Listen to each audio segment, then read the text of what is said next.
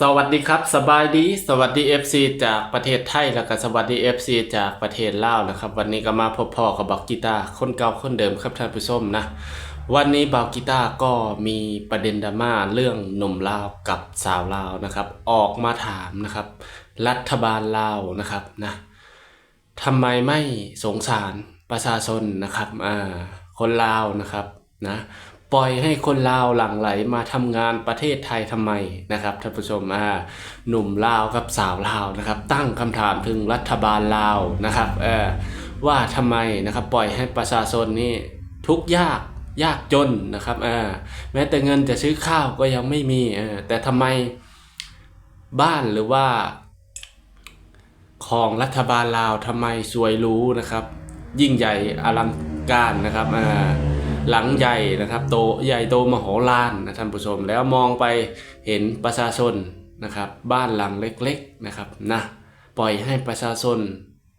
ทนทุกข์ทรมานนะครับท่านผู้ชมมารับชมนะครับหนุ่มลาวกับสาวลาวสะท้อนนะครับออกมาให้รัฐบาลลาวได้ฟังกันนะท่านผู้ชมบ่มีการพัฒนาอย่างถึงเลยผลงานของรัฐบาลก็บ่ค่อยได้เห็นเลยเนาะลำพังทุนถนนหนทางเนาะลำพังในทางเข้ากรมโยธาแท้เนาะก็ยังให้ประชาชนเว้าได้เนาะแล้วเฮาสิเอาอีหยังเพิ่นน่ะสิมีหยังให้เฮาเชื่อถือให้เฮานับถือได้แน่บัดนี้เนาะให้คิดเห็นนํกันเนาะคันว่าพวกเฮามาเว้าแบบนี้ก็หาว่าเฮาเป็นกบฏเป็นปฏิการเป็นพวกต่อต้านอย่างประมาณนั้นมันบ่แม่นเนาะคือเฮาเว้าตามความจริงเนาะคือ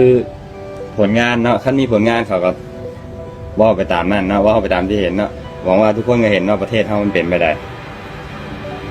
คือยกตัวอย่างง่ายๆก็คือกันไอ้เรื่องพาสปอร์ตนี่คือกันไอ้ที่เพิ่นว่ามาน่ะเฮ็ดก็เฮ็ดอยู่แขวงเดียวคืออยู่เรื่องจันทน์อย่างเดียวเนาะอันนี้เพิ่นก็ยังอนุมัติเฮ็ดเป็นแขวงก็ยังบ่ได้เนาะแล้วก็ถนนหนทางแต่ละอย่างเนาะบ้านบ่มีการพัฒนาเลยเนาะมีแต่รัฐบาลได้เงินอย่างเดียวเนาะตอนนี้บ้านเฮือนรัฐบาลนี่บ่อยากจะเอ่ยเลยเนาะว่าหลังซ้ำใดเนาะ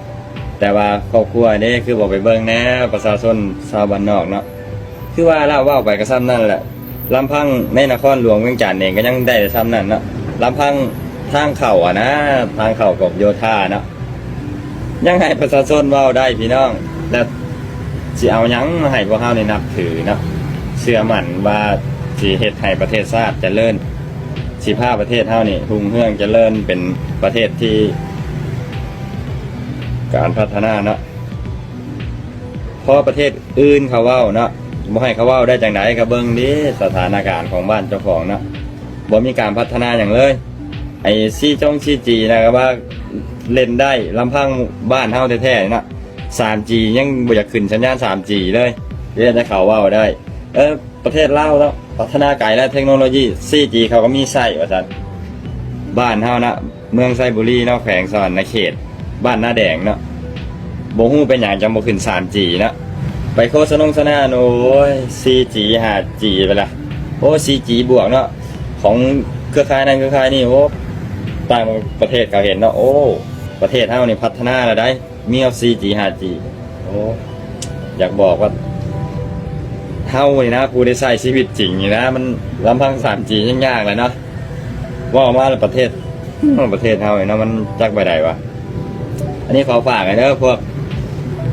รัฐบาลอยากให้โอ้ยคือว่านะเฮาก็เป็นประชาชนน้อยๆเนาะบ่มีสิทธิ์หยังบ่มีเส้นมีสายที่สิเปลี่ยนผู้แทนใหม่แนะนำใหม่เฮาเฮ็ดบ่ได้เนาะเฮาเป็นแค่ประชาชนธรรมดาสบายดีพ่อแม่พี่น้องคนลาวทุกคนที่มาขายแรงงานอยู่ไทยข้าพเจ้าก็เป็นอีกคนหนึ่งที่มาขายแรงงานอยู่ไทยคือกันเมื่อนี้ข้าพเจ้ามีเรื่องอยากมาถามรัฐบาลสปป.ลาวข้อที่หนึ่งเป็นหยังรัฐบาลลาวจึงบ่เบิ่งแย่งประชาชนลาวข้อที่สองเป็นหยังจึงให้ประชาชนคนลาวมาเฮ็ดเวียกอยู่ไทยหลายแท้ข้อที่สามเป็นหยังทางสถานทูตลาวที่ประจำอยู่ประเทศไทยจึงบ่เบิ่งแย่งแรงงานลาวที่ไปเฮ็ดเวียกอยู่ไทย และย้อนหยังเขาเจ้าจึงไปเฮ็ดเวียกอยู่ไทยหลายแท้ข้อนี้รัฐบาลลาวเพิ่นน่าจะตอบไหลว่าย้อนหยังแต่ว่าเวลาเก็บเงินภาษีนำพวกเขาเจ้าเหล่านั้นที่ไปเฮ็ดเวียกอยู่ไทยบางแขวงก็เก็บน้อยบางแขวงก็เก็บหลายข้าพเจ้าจะยกตัวอย่างให้เบิ่งเส้นแขวงจำปาสักบ่ว่าจะเป็นเมืองจำปาสักเมืองพนทองเมืองสุขุมาเก็บเงินกับเขาคนละ 420,000 กีบถ้าไผบ่ให้เวลาเขาเจ้ากลับเมื่อบ้านก็จะถือข่มขู่หรือปรับไหมอันนี้แม่นนายบ้านเป็นคนบอกว่าทางขันเทิงสั่งลงมาให้เก็บเท่านี้เนาะข้อที่ 4ถ้าบ่ไปเฮ็ดเวียกอยู่ไทยข้าพเจ้าก็อยากถามว่าแล้วจะให้พวกข้าพเจ้าเฮ็ดเวียกหยังโรงงานโรงจักรก็บ่มีค้าขายก็บ่ได้เพราะบ้านเฮาเดี๋ยวนี้นั้นมีแต่คนเวียดนาม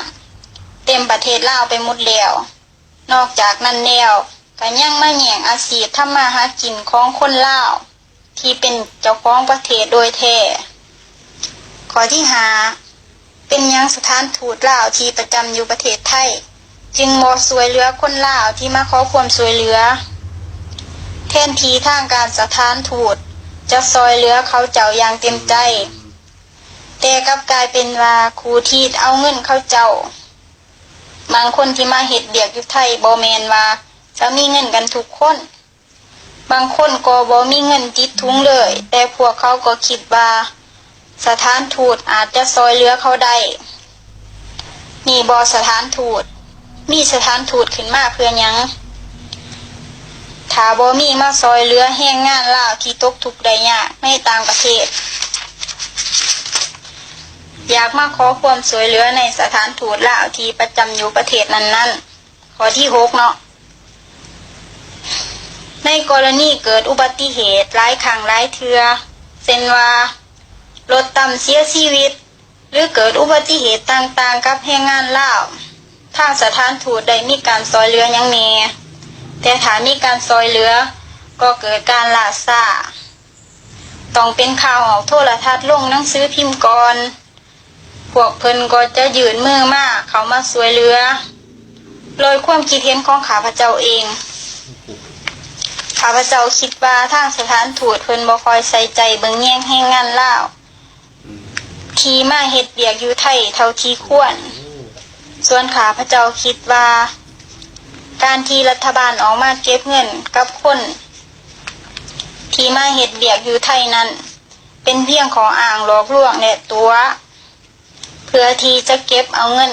กับพวกข้าพเจ้าที่มาเฮ็ดเวียกอยู่ไทยแต่ว่าเงินที่เก็บไปนั้นบ่ได้เอาไปพัฒนาส่วนใดของประเทศเลยจากที่ข้าพเจ้าได้สังเกตเบิ่งถนนหนทางก็ยังคือเก่าโรงเรียนโรงหมอก็ยังบ่เปลี่ยนสุดท้ายนี้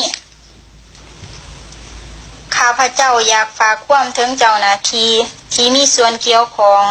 ในข้อความข้างเทิงนี้ให้มาตรวจสอบเบิ่งแหน่เนาะเพื่อที่จะมี